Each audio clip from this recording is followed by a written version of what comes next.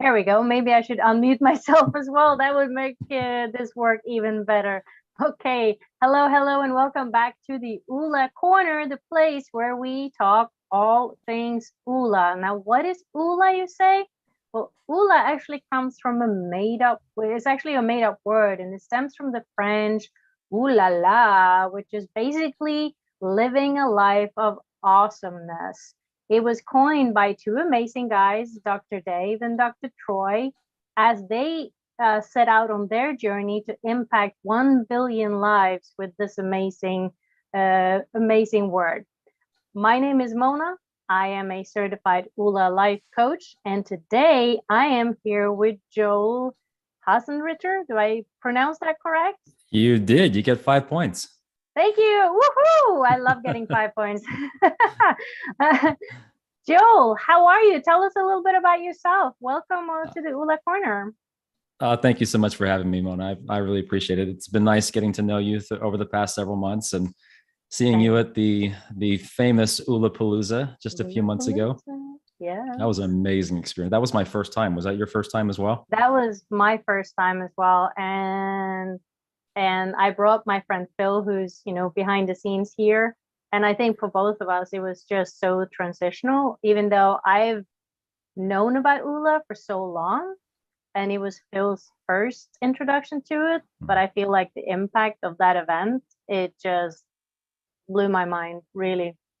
Yeah, same. It's funny coming to an event like that as a coach, because we've heard the stories, we've studied the material, we've applied it to our life, we're living this in as imperfectly as we can, but yes, living it every day, and still it was incredibly impactful. I would highly encourage anybody that has not gone to Oolapalooza to experience Oola at that level.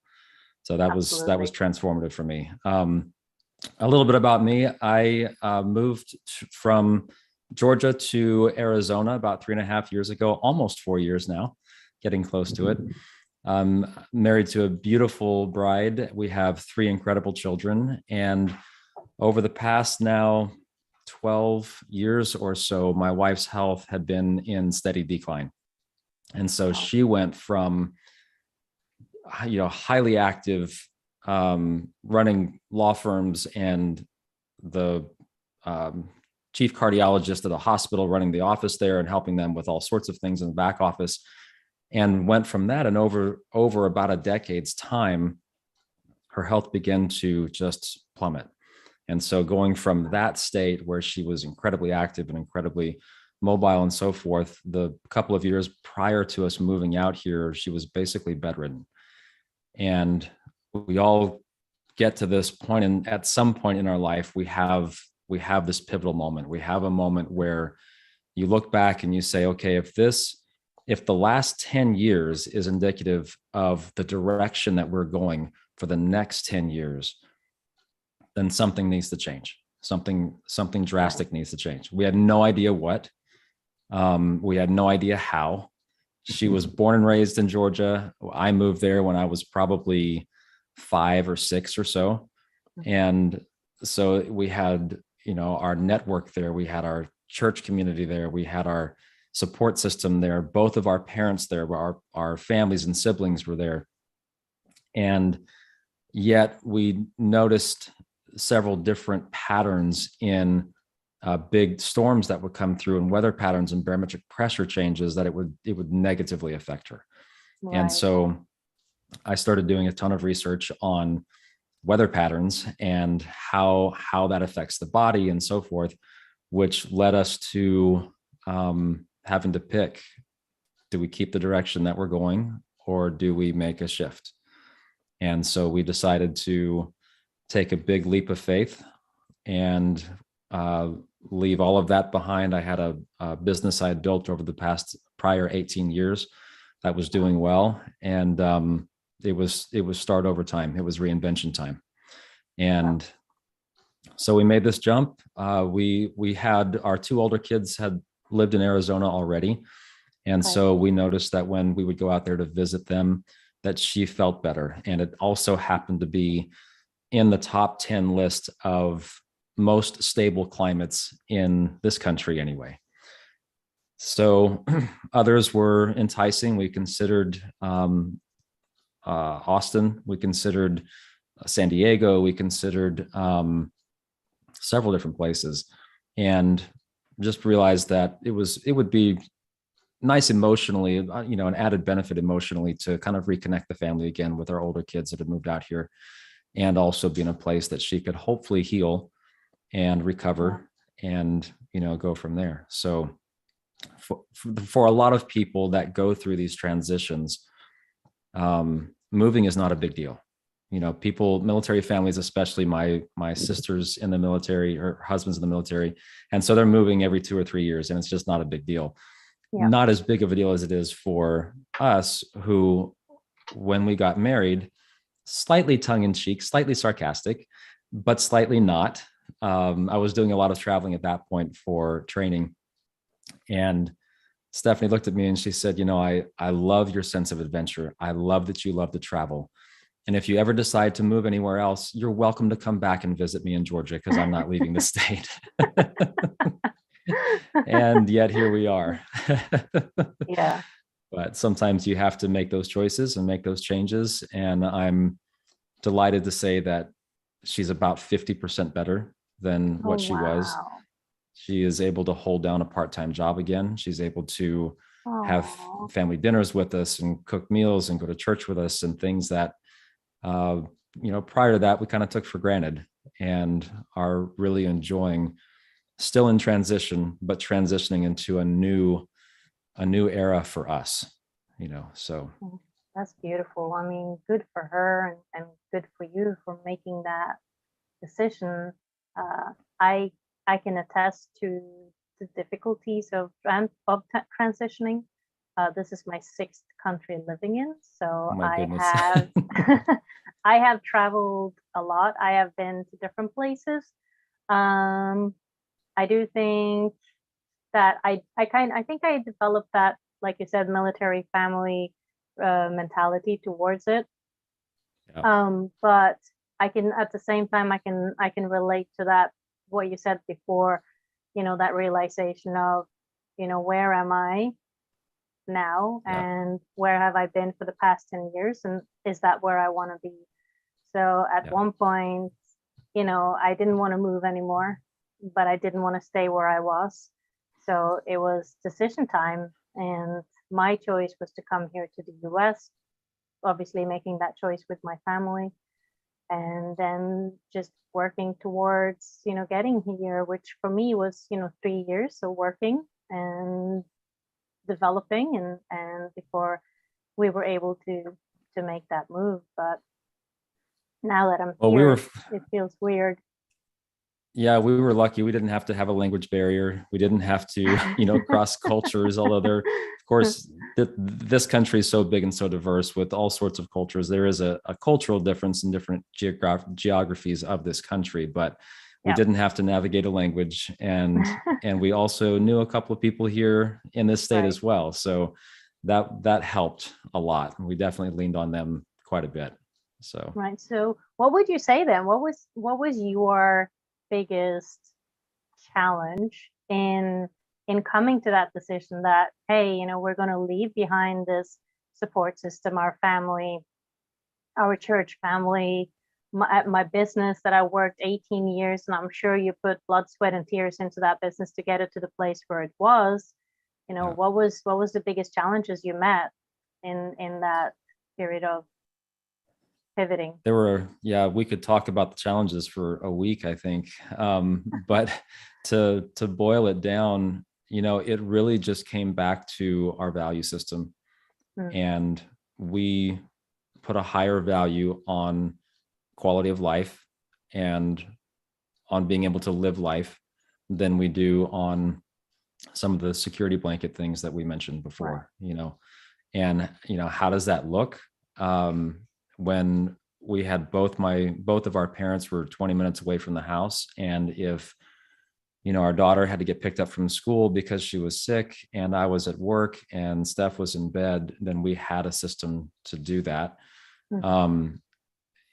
All of the things that I can't even tell you how many meals were dropped off for us during those couple of years of just people pouring in and blessing us, and Mm. which means so much to me, but it also elevates that value. Right. You know, it becomes something that you appreciate and don't take for granted, you know. Right. So Yeah. and to be honest with you, it took probably a year for us to come to that decision. You know, there's always the hope of something new. There's always a new doctor. There's always a new method, a new way of trying to do something. And we just exhausted the resources that we had to try and do things that were in our control to make an improvement. And at least the things that we were knowledgeable of at that time, because we have incorporated other things since moving here. And it just became one of those things like, I don't know what else to do. And what we're doing now is it's not acceptable, not in accepting where she was at in her health, but not acceptable to not try and do something. And sometimes you do get to that point, right? A loved one that is perhaps on a deathbed, and there's nothing in your control. But I really felt like in seeing some of the patterns of the weather shifts and in seeing some of the things, I just felt like we both felt that there was something more that we could do, even if it meant sacrificing. And Right. in Oola, we talk about having a healthy level of disgust. And in our case, it was both a healthy level of disgust in where we were at, but also a healthy level of desire to move our life forward. Right. And it's like I said, it took about a year to get to that place. And once we did, then it was like, okay, then we're all in. And what all in looked like for us is my parents partially moved into our home to help pack up the home so I could work. We went through this process of getting everything boxed up, and our son flew out from Arizona to help me drive across the country, which was a big sacrifice for him. We broke down in every state on the way, and every point along the way was just obstacle, after obstacle, but we made it. Wow. But the intention of, this is the decision that we're making, and we're going to do whatever we can to adhere to that and to move our life forward in that direction. And what that looked like for me personally was reinventing myself. Right. So I was in a service business. I'm a concert piano tuner by trade. And so I had built a clientele of concert halls and churches and, teachers and home pianos and so forth that were, I watched some of these kids in these homes grow up over the past 18 years and graduate and move off. So they were a big part of my life and the connection that we had there. But it took years to create a sustainable business that way, And so knowing that I had no network in Arizona, knowing that I knew one piano technician in Arizona. And it was somebody that I had met about 18 years prior that we just happen to keep in touch every now and then. But so I went through and said, okay, well, what are my strengths? What are my weaknesses? What are my interests? If money were no object, if we didn't have those obstacles, what would I choose to do? And can I make money doing it? And so I went through different technology certifications and management certifications in the technology space, had incredible interviews with a tech team that was going to be doing autonomous vehicles. They were going to be studying autonomous vehicles. And it was like all the glitzy lights went off in my head of, I love stuff like that. Like that gets me going. It's like, yes, this is something new. It's something amazing. And a week before we moved out, they decided to go with someone else. Oh, no. And so I'm coming home from work and I get the email, and it was just like, wow, that's a week before we push off. Our son is already en route. He would have arrived a couple of days after that. And what do we do? Like, what do we do?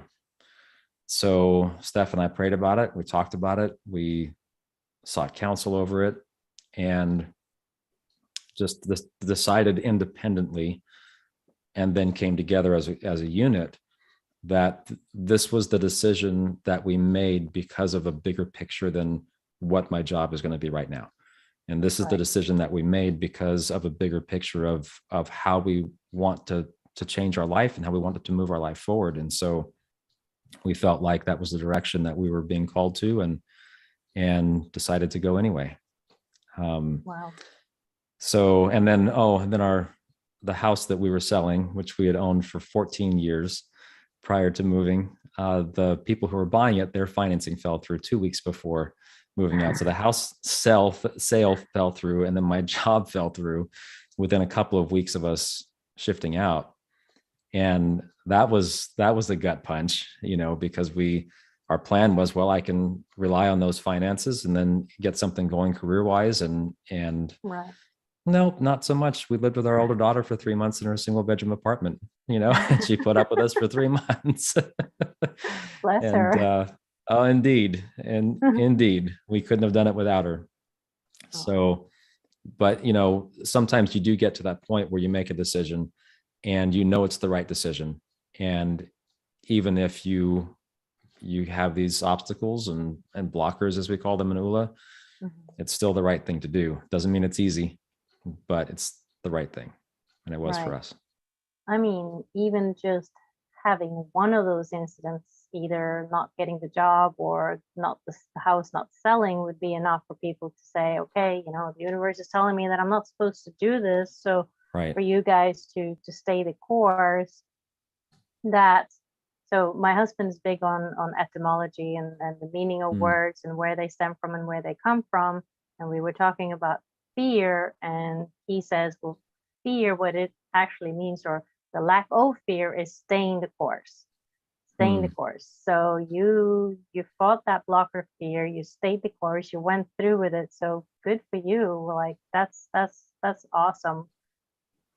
Fear was a big one for us, for both of us.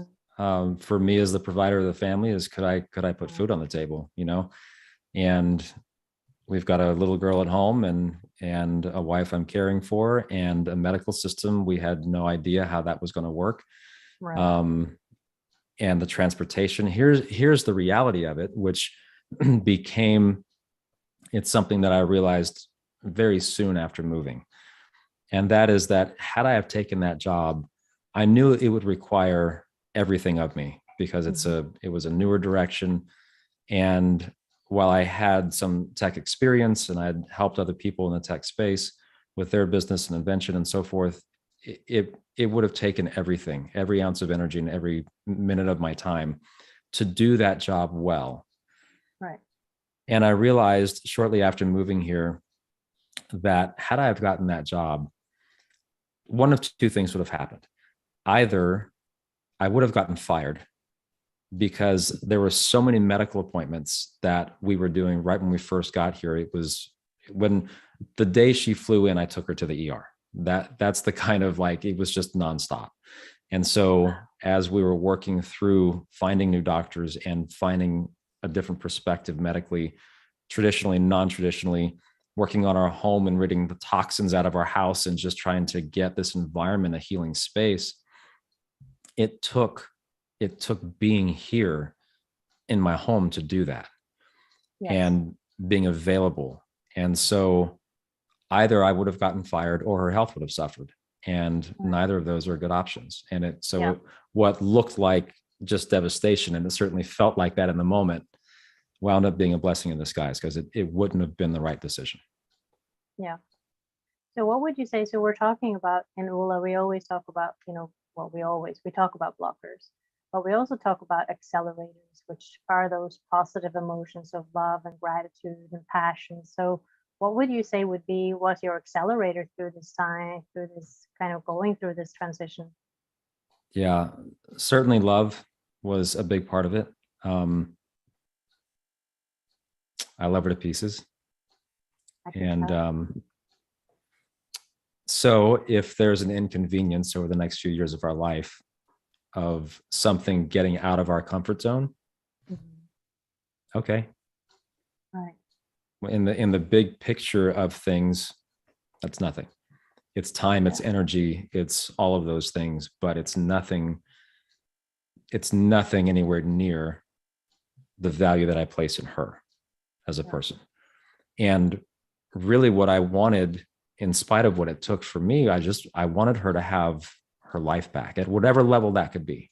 Mm-hmm. If it was not, and I had this conversation, I asked her, I said, if when you go out to Phoenix and you visit the kids and you feel better, if that's as good as it gets for the rest of your life, is it worth upending your life from the comfort and convenience and security and all the things that you wanted in Georgia, the network, the support system? Is it worth it for you? And she said, yeah, if that's as good as it gets, I can live with that. I said, okay. Wow. Then we jump as high and as far as we can. That's beautiful. And I love, when you talk about, even when you were facing blockers and your job fell through and the house fell through, and you would come to the decision individually, but then come together as a unit. So I think that's just, it just shows how strong your relationship is, and that's just beautiful. Very. It wasn't without its sharing bumps. that. We've been through our seasons of bumps and bumps and regrets, but at the end of the day, we are who we're supposed to be to each other and with each other. Yeah. And so that the dedication of sticking it out, the dedication of learning how to do things differently. And I think that's something that as a couple, it's hard to do in the moment, is when you're in the moment of, if I can paint this picture, two boxers or two wrestlers or whatever. I do jujitsu, so two jujitsu fighters. And, in the moment of that match, the hardest thing to do is to say, this isn't going well. What can I do differently? Like, that's really hard to do. And especially with someone that you live with. And so it took making those decisions and also asking those questions and seeking the counsel to learn those things. And we did, but it's work. It always is work. I agree. I've been married 21 years, lived in 6 different countries, so packed up and moved 6 times, 3 children, and it takes work. And I think that's one thing that people kind of tend to everybody thinks, happily ever after, that's what it is. I'm supposed to be happy ever after. And it's like, no, like, the happiness comes with work. It takes conscious effort to build that relationship. And one thing that you mentioned that that I love the whole concept of is reinvention. So I'm assuming, this, not only the move, it was an opportunity for you, or like you didn't really have a choice, like the reinvention had to take place. But what about, because I feel like this conversation is going a little bit differently, but I love the direction it's going in. But what about in and within your relationship with your wife, and having to make those changes and reinventions, for yourself and then your wife and then together? Was that something that you guys had to face as well? Yeah, we did. Absolutely. I mean, so much of walking through a hardship and doing it together is, one, your why has to be united.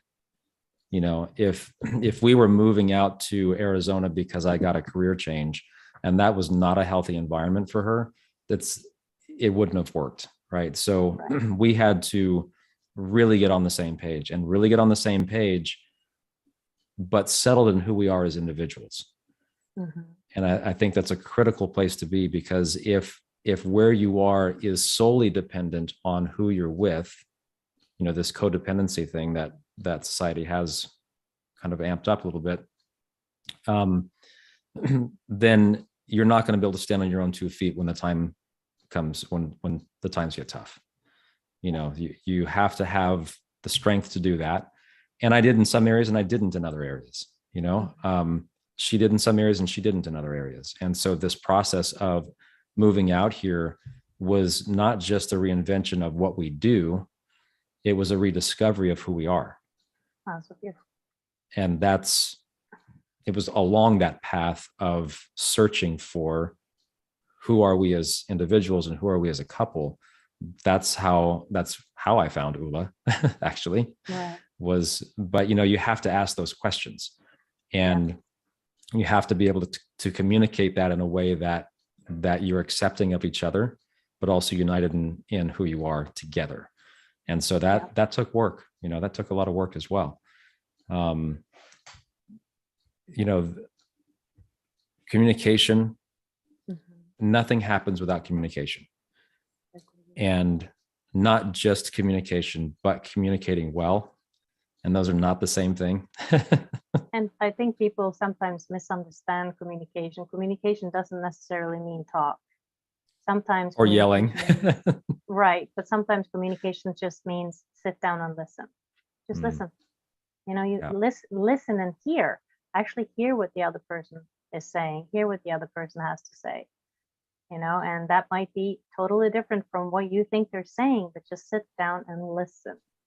Yeah. And I resonate a lot with everything that you're saying, and in us moving, like part of us moving is part of what I call our trauma story, which was, something, and I'm sure, even with you guys and your wife, having her deteriorating health, like that must have been traumatic for you as well. So I think at one point in our lives, we all have that thing happen that we're like, I feel helpless here. And, we had that. So part of our moving was because of the trauma, but the decision to come here to the US was a family decision, which, and it has allowed us to, just like you said, come together as a family, one, but also to develop ourselves individually and stand up to become the people that we were created to be.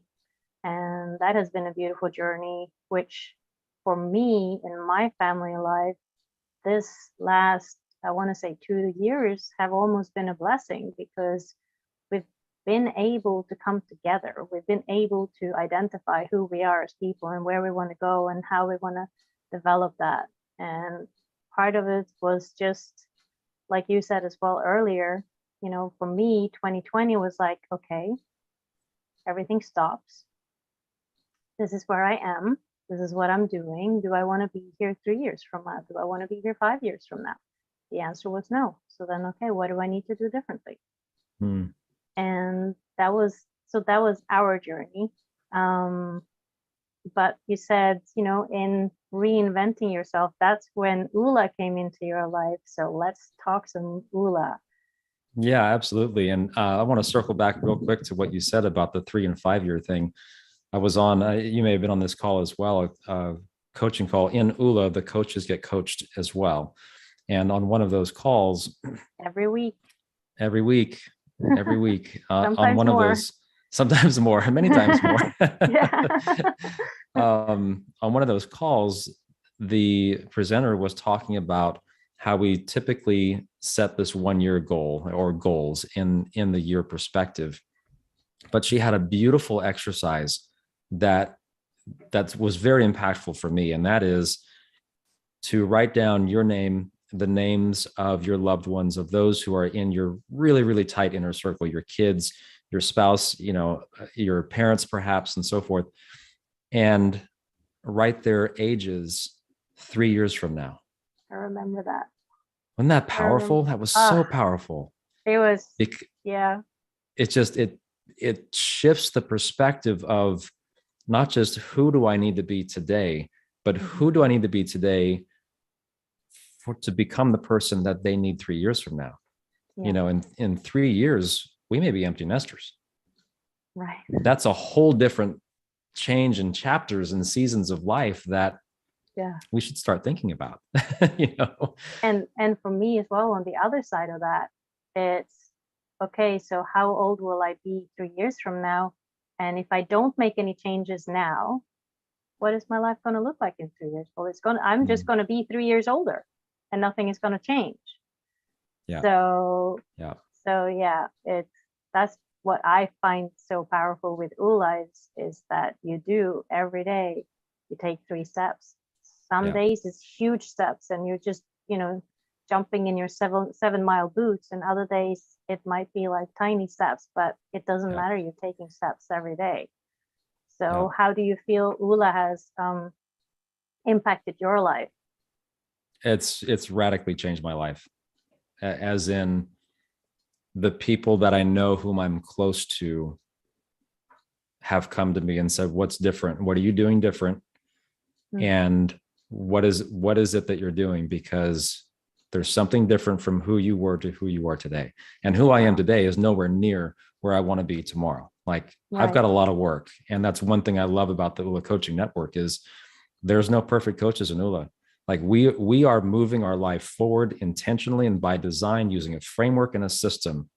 Yes. We just happen to have the knowledge of that framework and system and can show it and teach it to other people. But the stigma around life coaching, I wasn't even going to get into life coaching. Like it wasn't a part of my vision because I had this stigma about it.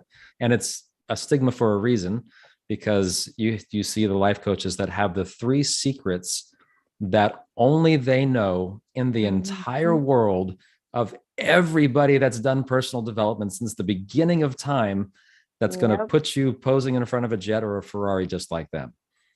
And I told my advisory coach, Danielle, who is amazing, shout out to Danielle.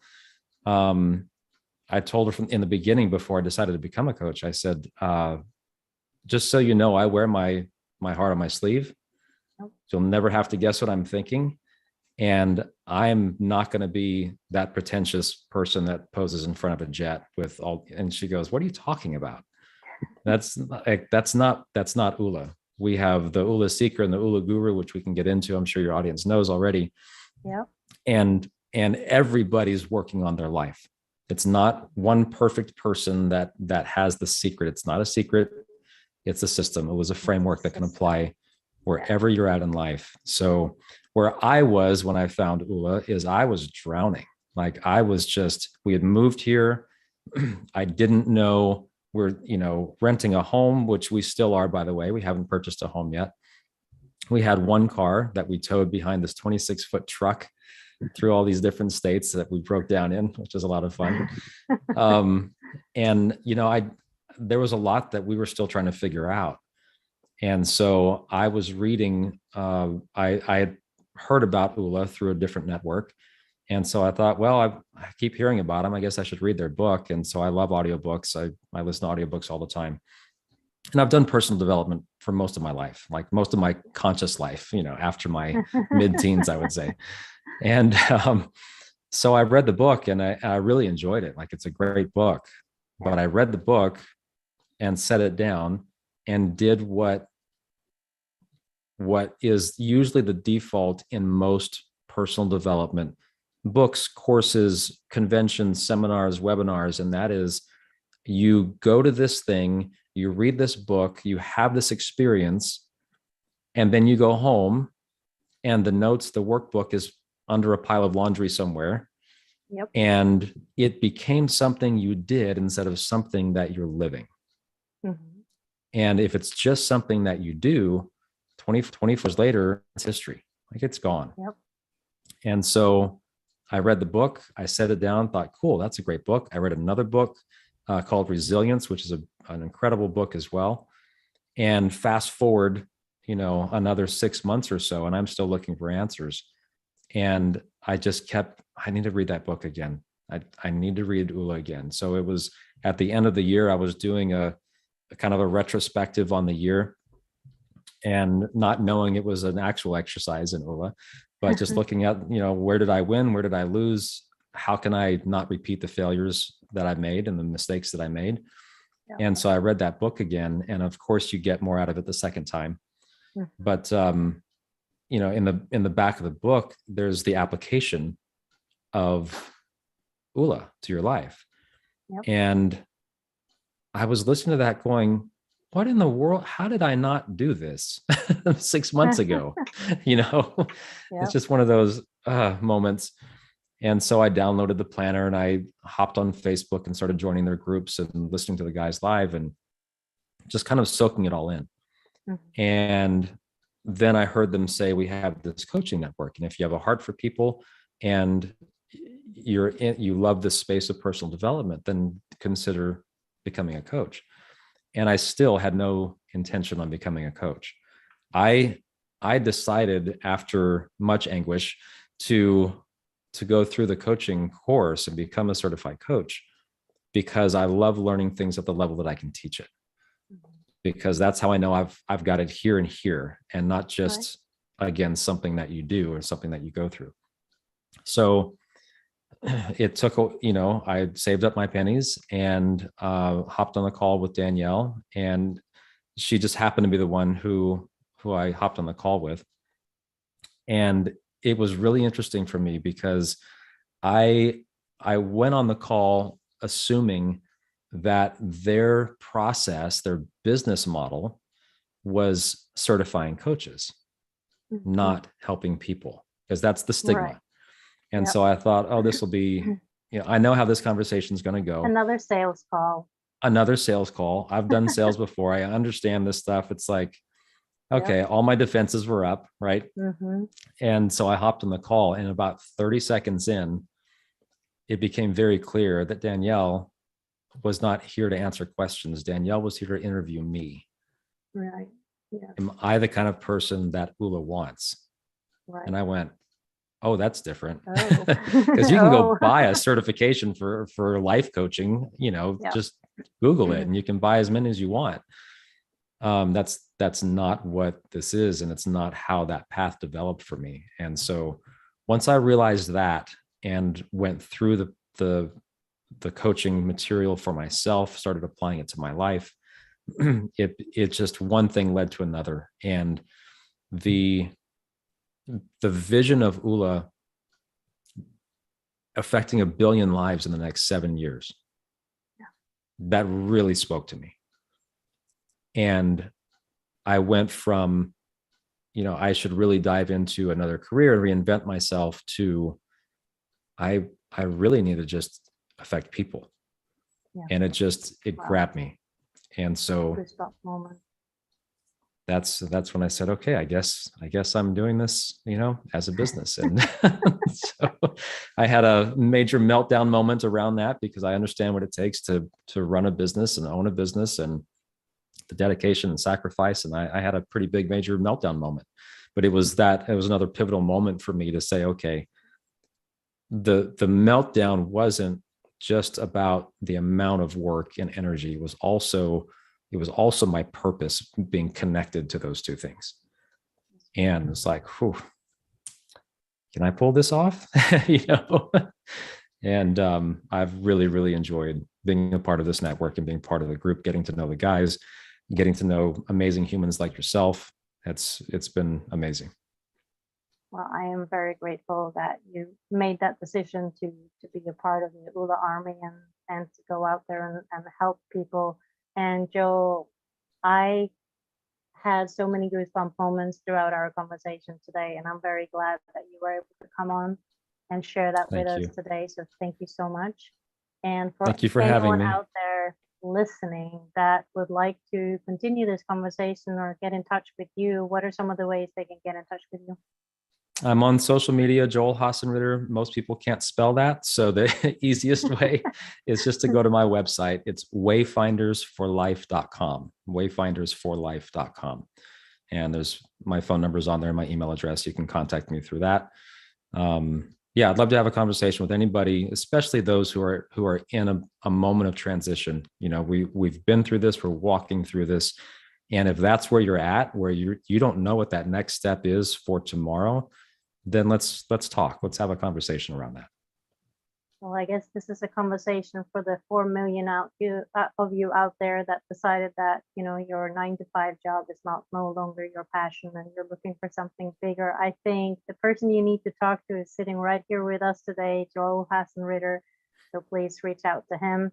If you do want to, catch up with me and see what's going on my side of things, My passion is to dare for you to start dreaming again. What is that life that I really want? And for that, there should be a QR code at the bottom. You can scan that and you will find me as well. And for that, Joel, thank you so much. This has been such a powerful conversation. I love every minute of it. Thank you, And for Mona. everybody out there, as we say in Oola, have be grateful, have Be faith, grateful, have faith, go and get go your get your Oola Oola life. life. All right, have fun. Bye. Take care. You can